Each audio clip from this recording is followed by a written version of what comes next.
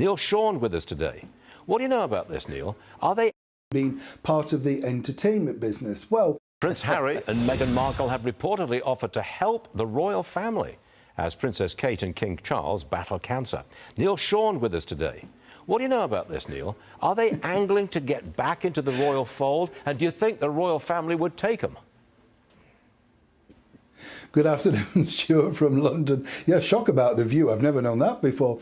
What's interesting about this story, let me tell you, is this.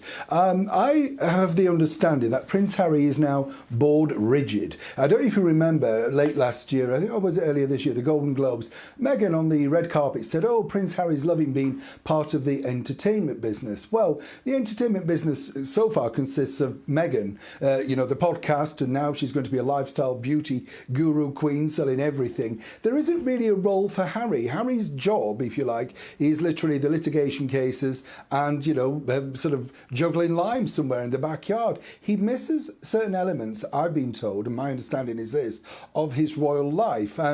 The idea that he and Meghan return is absolutely ludicrous because she does not like the United Kingdom. No two ways about it. They're not over keen on Meghan Markle either. And, what could he assist in? Because sadly, His Majesty the King, King Charles, along with the Prince and Princess of Wales, they can't trust them, so they couldn't leave them out in the public domain going and meeting people on their behalf for charities. There's certainly no Princess Anne, and the popularity stakes, if you look at the polling, even Prince Andrew's polling better, But Neil, what about Prince Harry going back on his own and leaving Meghan in California?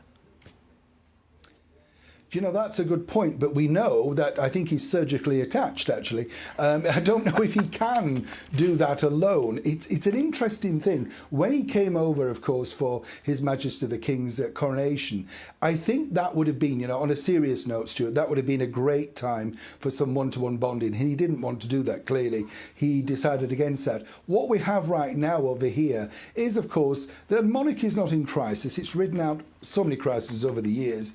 It's simply, as His Majesty the King points out, it's a slight bump in the road. Things will return. And as, of course, our wonderful monarch said, in the fullness of time, everything comes a full circle. And I think it does. OK. King Charles' team optimistic about his cancer recovery. They're starting to plan his summer schedule. Is this what you've been hearing, Neil, that the King could be back in the public eye by the summer?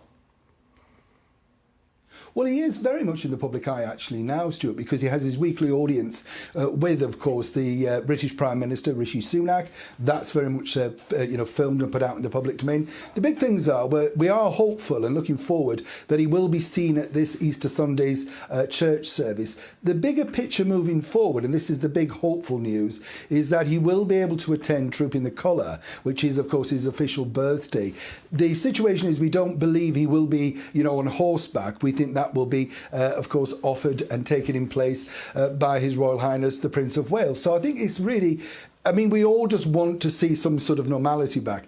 The weird thing about this situation right now is, we don't realise how much we like to see the monarchy doing the traditional things, which are barometers in our year, in the thing. Yes. And when that slightly changes, it's very disconcerting, yes, particularly for Brits, let me tell you. Oh, I remember it well. Neil, you're all right. Thanks so much for joining us today. I know we'll be seeing a lot of you. I just have that feeling. Thanks so much.